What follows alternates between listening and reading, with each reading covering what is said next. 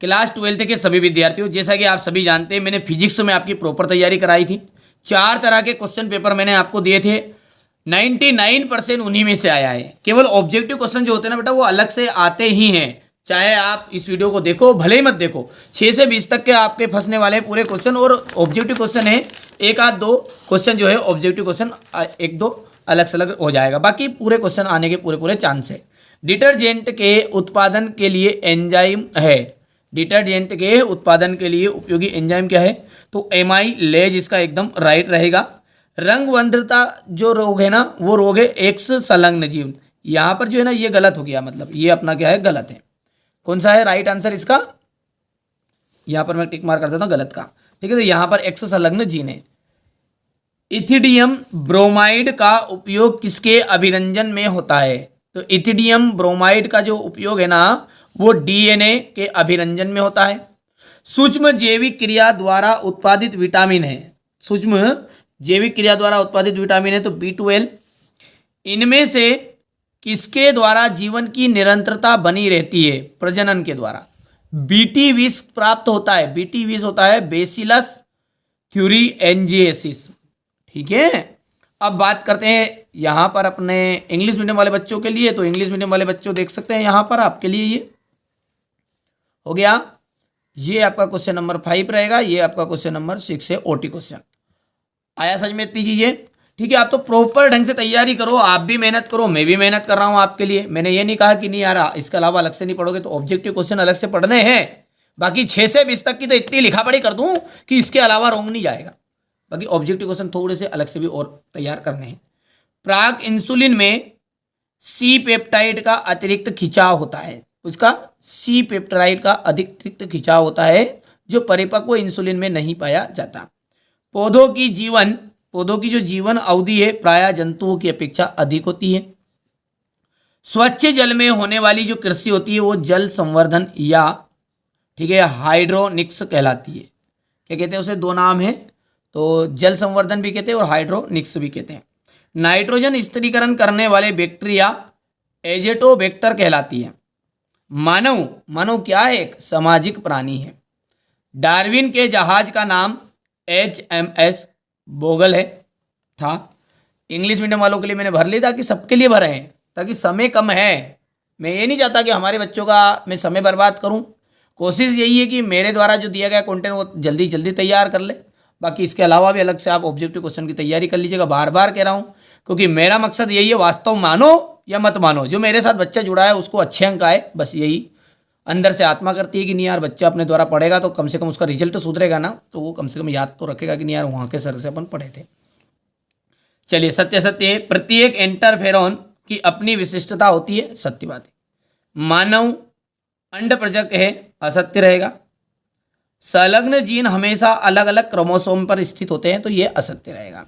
बाकी आपका सारे के सारे नीचे वाले असत्य ही रहेंगे, ठीक है। तो यहाँ पर अपन देख सकते हैं, यहाँ पर जो छठा क्वेश्चन है इसमें 5 दिसंबर है, कई बच्चे इसको गलत बताते हैं, 5 जून को मनाया जाता है। कब मनाया जाता है, 5 जून, ठीक है। तो यहाँ से अपन बात करें तो ये आपका फाल्स रहेगा, सारी चीज़ें जो मैंने भर दी हैं पहले से, कोई इशू नहीं है। आराम से तैयारी करिए, इसकी नोट्स PDF सब कुछ मिलेंगे। और ऐसे 40 क्वेश्चन दूंगा ना जिन बच्चों को केवल पास होना है, जिनको 40 से 50 नंबर चाहिए, तो वो मेरे से PDF ले लो। 40-50 क्वेश्चन की, उससे आउट नहीं जाएगा। उसमें से 40-50 क्वेश्चन में से 15-20 क्वेश्चन आराम से फंस रहे हैं एग्जाम में। और जिनको 75 के 75 नंबर, मतलब 70 नंबर का पेपर है, 10th में होता 75 का, तो आपका 70 नंबर का पेपर है और 70 में से 70 चाहिए, तो बेटा लॉन्ग वीडियो को फोकस करेंगे। साथ में आप अलग से ऑब्जेक्टिव क्वेश्चन करना है और टॉप 100 क्वेश्चन 6 से 20 तक के कर लेना है। मेरे वाले के अतिरिक्त आपको क्या पढ़ना है, केवल ऑब्जेक्टिव क्वेश्चन यानी 1 से 5 तक के। बाकी 70 के 70 की नंबर की जवाबदारी मेरी है। टॉप 100 क्वेश्चन ले लो आप, उसकी PDF ले लो, ये जिम्मेदारी मेरी है कि आपको अच्छे अंक दिलवा दूंगा।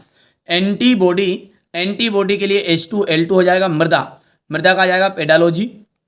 न्यूक्लिक अम्ल में DNA और RNA। एक्रोसोम का जाएगा शुक्राणु और परजीवी जंतु का जाएगा परजीन। हो गया, आगे देखते हैं। अगला है इंग्लिश मीडियम वालों के लिए जोड़ी, यहाँ पर देख लीजिए।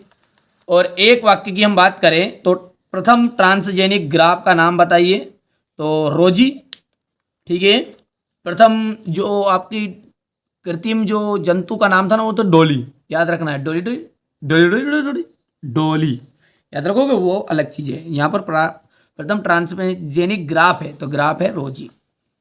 SCID का क्या है तो सीवियर कंबाइंड इम्यूनो डिफिशियंसी, ठीक है। AUG में कौन सा कोडान कहलाता है, प्राथमिक कोडान।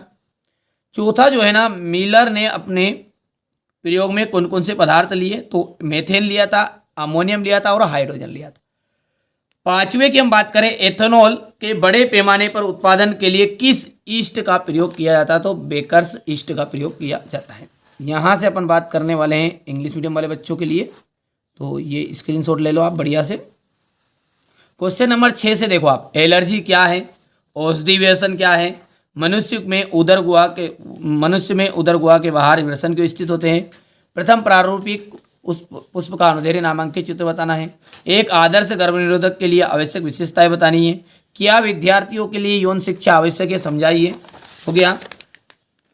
एक उदाहरण की सहायता से सह प्रभाविता में अंतर कीजिएगा, एक संकर द्विसंकर क्रॉस में अंतर, किन्हीं दो विषाणुओं के नाम बताइए जिनमें RNA आनुवंशिक पदार्थ के रूप में पाया जाता है, अभिसारी का विकास क्या है। या तो इन क्वेश्चनों को पूरा कर लो आप, देखो ये तो मैं आपको 4-5 सिंपल पेपर दूंगा, उनमें से क्वेश्चन जो है 6 से 20 तक के वो कर लो, या फिर टॉप 100 क्वेश्चन एक साथ ही ले लो PDF से। और यदि आपको केवल पास होना है, 40 से 50 नंबर लाने हैं, बहुत सारे बच्चे हमारे ऐसे कि जिनको शंका ज़्यादा होती है, तो वो आप 40 क्वेश्चन की आपको डायरेक्टली बोलना है 40 क्वेश्चन, और आपको PDF का अमाउंट जमा कर देना अपना, और सोल्यूशन ले लो, डंके की चोट पर कह दो उससे बाहर नहीं जाएगा।